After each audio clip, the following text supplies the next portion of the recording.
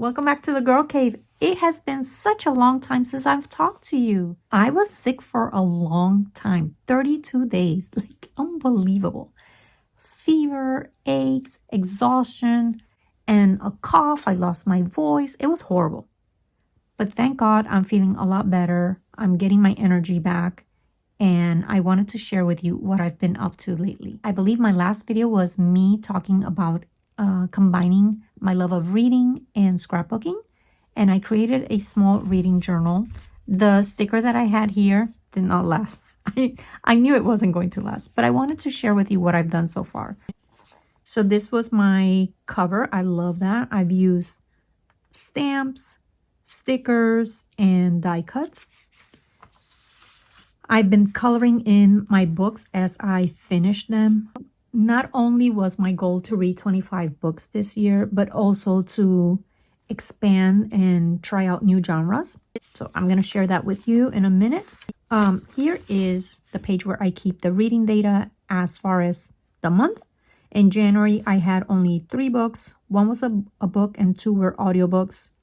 I read sci-fi and I read fiction. And it was the first time that I had read sci-fi, and one of the books I enjoyed and the other one not so much. For February, I had 3 books, 1 book and 2 audiobooks, and I did a memoir, fantasy. Fantasy was the first time that I ever read a fantasy, and I am obsessed with that series. Obsessed. And I also read magical realism, which I believe I had read before.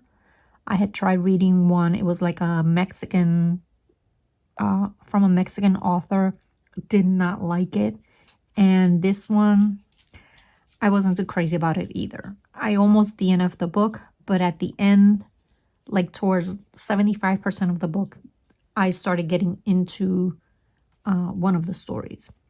And then for March, I had 6 books. And I finished yesterday, and there's still 2 days for March, but I'm giving my eyes a break because they are burning. My eyes are burning.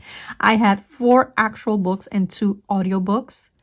So that's 2,057 pages total and 36 hours on the audiobook. I did a classic, which was Jane Eyre, and that was the audiobook. I listened to it in the car on my way to work and back. Fantasy, still from that series that I am obsessed with. And then some realistic fiction and thrillers. Thrillers is my usual genre, but I thought I wanted to get into other genres as well this year. And then once I finish the book, I do a 2-page spread for each one. Now, I thought that this size was going to be perfect for me because I thought I didn't want to do like a 12 by 12 layout for each one. I didn't think I would have enough to include there. But the truth is, there are some books that I need more space. So for next year, I think I'm going to grow my notebook and use a composition notebook where I decorate the background pages first so I don't have the lines, and then I can continue doing that. So this right here, this little cluster right here, gives me the vibe of the book itself. It was a tea house. There's lots of pastries, lots of reading. That looked like the little cottage. And then this here, this greenhouse was part of the story. One of the characters built a greenhouse, and it was quite funny. My greenhouse, Aurora, my little greenhouse. Surely it can stay. It's full of rare specimens. I've all kinds of grafting experiments going on in there. And his wife responds, a few old bits of half-dead twigs. That was so cute. I would not recommend this book. It was barely a 3. I would have given it maybe a 2.5. And then this was the first science fiction that I read, and I listened to it on audiobook. All Systems Red which is part of the Murderbot Diaries by Martha Wells, and I really enjoyed it. I really thought it was funny, sarcastic, love it. And then I had this planet here that I had created a long time ago. Like I used one for a scrapbook layout that I created, and I had an extra one, so it came in very handy for this. And then I just, I copy my favorite quotes from the book. This one I gave a 4. Then this was the other science fiction book, another audiobook. I did not really like this one. This was, my local library does a one book, one community where we all read the same book. And last year's choice of book was amazing. This year, I don't know, I didn't really enjoy it. It's a good book in a way, like it makes you think a lot, but no. And then Green Lights, another audiobook. This was a memoir. Oh my Lord, I gave it 2 stars. This was bad. This was 7 hours of my life that I'm not getting back. Not getting back. And then because it was Matthew McConaughey, I put like, movie recording, the truck that he talks about, his truck, and Good to Go because it was all green lights and, moving forward, and Totally Bananas because, hello, some of those stories were, really? Do you have to share that? And then we come to my first fantasy book, A Court of Thorns and Roses. I wish I hadn't waited so long to read this. So many people were talking about this book, and I'm not a fantasy girl. I was like, really? No. But I decided, because I wanted to explore different genres, that I was going to try it. And oh my goodness, I am obsessed with it. It is so well written. Sarah J. Maas is such a writer. Like the way that she builds the world, and she describes the setting and the characters, and the way that the characters evolve and grow is just fantastic. So I put some stickers here that kind of capture the essence of Tamlin, one of the main male characters, especially for that book. And, they talk about what he looked like. The beast had to be as large as a horse, and while his body was somewhat feline, his head was distinctly wolfish. I didn't know what to make of the curled elk-like horns, so I put those there. It's kind of a retelling almost of Beauty and the Beast, so I thought that little die cut was just perfect. And it takes place in the spring court, so the colors and the little birds and the flowers, it was just beautiful. I think I love it. And then I have a little arrow. I won't give it away if you haven't read the book, but it has something to do with it. I don't think I have any, maybe I have some spoilers here, maybe not. So if you want to read through these, there might be maybe a little bit of spoilers. And then I read The Lost Bookshop by E.B. Woods, and this was magical realism, and it has 2 stories going on at the same time, one in the past and one in the future, and then at the end you see how those 2 stories overlap. I almost DNF'd this book. I don't think magical realism is my genre, and it was just, I don't know. Towards the end, I started getting more into the present time story, and that's why I did not DNF the book. But then at the end, you see how they both intertwine, and it was all right. It was all right. This, I gave her the look. What the hell was that, Angela Lansbury?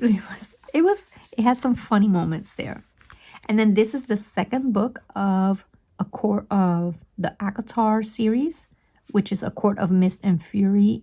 Love this one. This one was 624 pages, and I thought, oh my gosh, this is such a large book. But it was totally worth it. Like, I don't think I've ever read a book that's over 500 pages. I don't think. I know in high school I was supposed to read Don Quixote and I didn't because it was massive. I was like, I don't have the stamina for that. But I went through this really fairly quickly. I started February 26th and I ended it March 9th. And I enjoyed it. So for this one, because it takes place in the night court, I put, before I copied all of my quotes, I stamped some stars in gold and silver. And I hope you can see that. I think you can. And then I put some die cuts and stickers that had to do with it. There's an eye. I won't tell you why in case you haven't read it. And then the birds. And a little typewriter because they would write notes to each other, which was really cute. And then there may be some spoiler alerts here. So if you haven't read it, fast forward.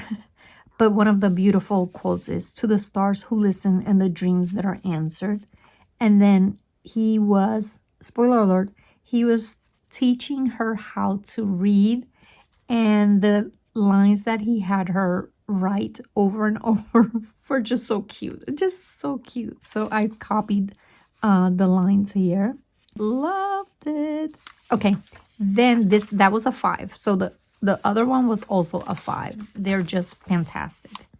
Then I revisited Jane Eyre. I had read Jane Eyre when I was, I don't know, 14 through 17. I can't remember.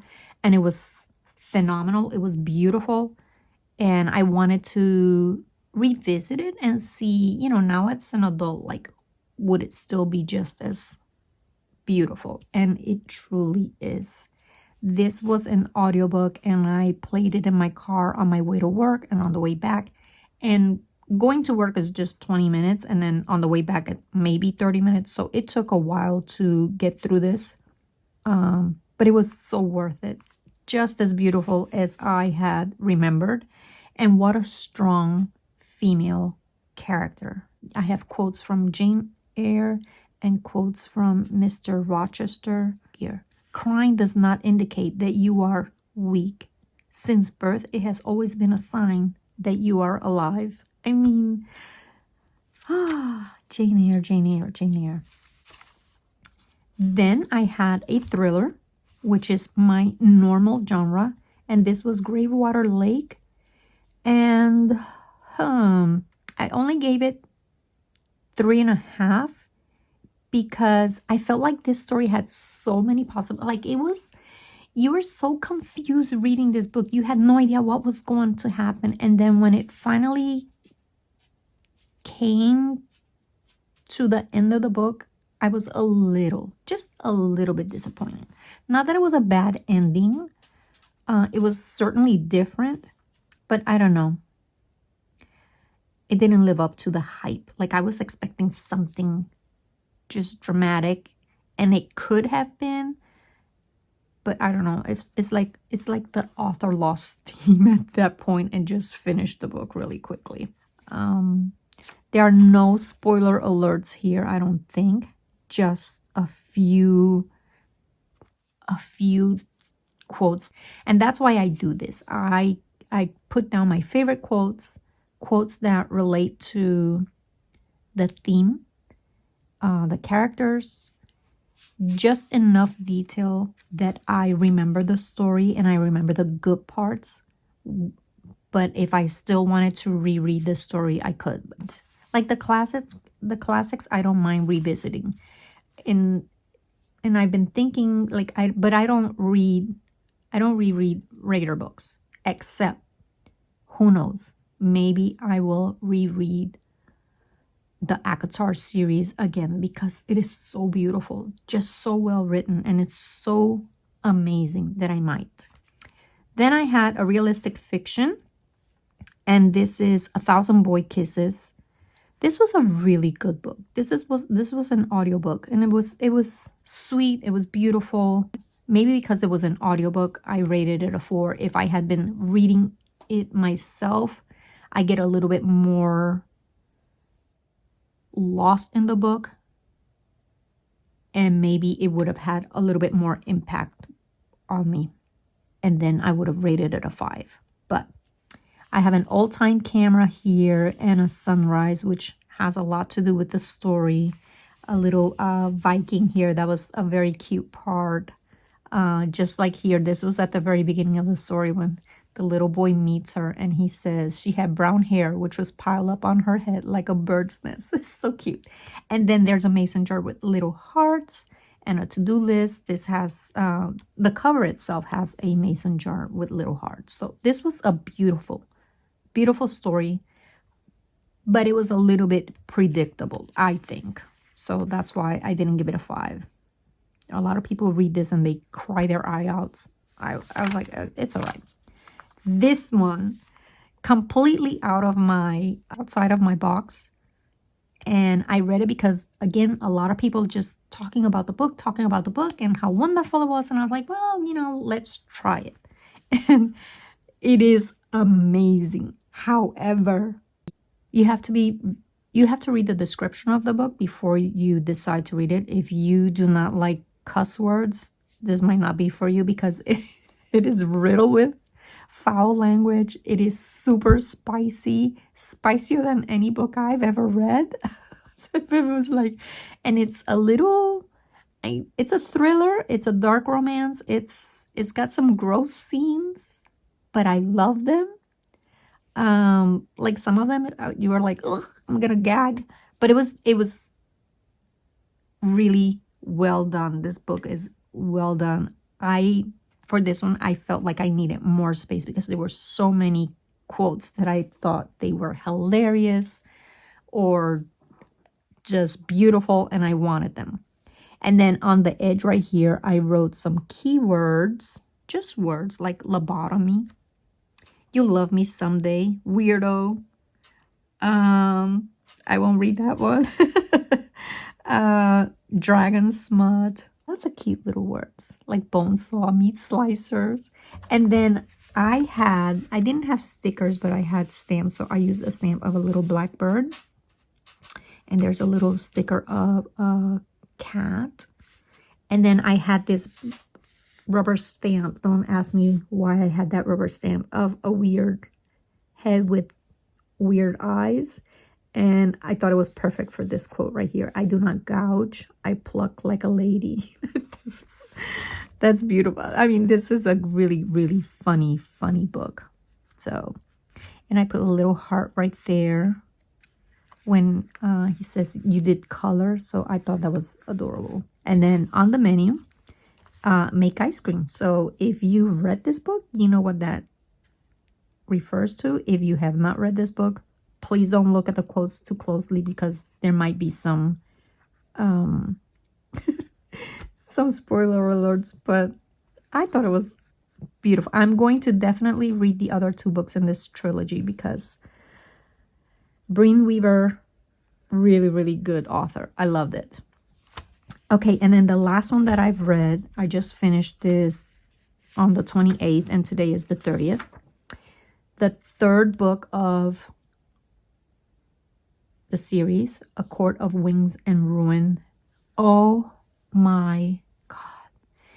This book was 736 pages, and I read it in just 8 days. I don't even know how I did it, but I can tell you that my eyes were burning and my heart was racing to the point where it actually hurt. I was like, I gotta stop because this is too much for my medication. I'm gonna have to take 2 pills. My chest hurt. This book is so amazing. Do I have any spoiler alerts here? A little bit, but not. It kind of gives you the vibe of what's going on in this book, and it's just so beautiful, so beautiful. I don't even know what the next book is going to be after this. What's gonna happen in the other 2 books? I don't know, but I already picked it up from the library, but I'm giving my eyes a break and I will not start it until tomorrow. But amazing. This book was so good that I put the other books aside. So I usually read like 3 books at a time. So I have a physical book that I read during the day. And then I have an audiobook going on in the car, and I have one on my Kindle at night. And this was so amazing that I put the other stories to the side and I just concentrated on this, which is how I read 736 pages in 8 days. Beautiful, beautiful. And then I didn't have a lot of stickers for this, which is fine because I needed more space for the quotes. But this right here, that is essential to the story. It is a beautiful part. So if you read it, you know it has to do with, how do I say it? It has to do with one of the characters and Feyre, like a little bargain that they had. And then I found this beautiful old mirror. So that is, that's essential to the story, as well as obviously the cauldron. And here's some little bones. This was such a beautiful story. I am in love, obsessed with this story. And I'm so glad that I got my friend to read it too, because it is so good that I need someone to talk to. I need to be able to talk to people about this story because it is so, so good that you just cannot keep that inside. And that's it for the first quarter of the year. I am super excited for the summer. I mean, I'm gonna go crazy in the summer. I mean, March, because I have 1 week off for spring break, I managed to read 6 books rather than just 3. So, you know, in the summer, I'm going to definitely read more than 25 books this year, which is why I added more pages to my little reading journal. I took another little notebook that I had, very similar, and I had gotten these at Michael's a long time ago, and I took out some of the pages and I sewed them back together with just a needle and thread. I'm going to take this, I'm going to trim the pages just a little bit because I'm going to attach it here, and you see how it extends just a little bit. So I'm going to cut them. I don't know, what is that? That's not even 1/4 of an inch, maybe 1/8 of an inch. I'm going to trim the pages and then add them in here because I'm thinking maybe I'll finish reading, like, I don't think I'll get to 52 books. I don't think. Because that's a bit much. Maybe, we'll see. And for next year and going forward, I think the composition notebook will be the best thing for me. I will not use the lines. What I'll do is I'll use the composition notebook and prep the pages beforehand, creating backgrounds. So maybe with just watercolor or just artwork. So it'll be like a junk journal, reading journal combination. And I think that's going to be fantastic. Thank you for spending time with me, and I hope to see you again soon. Bye.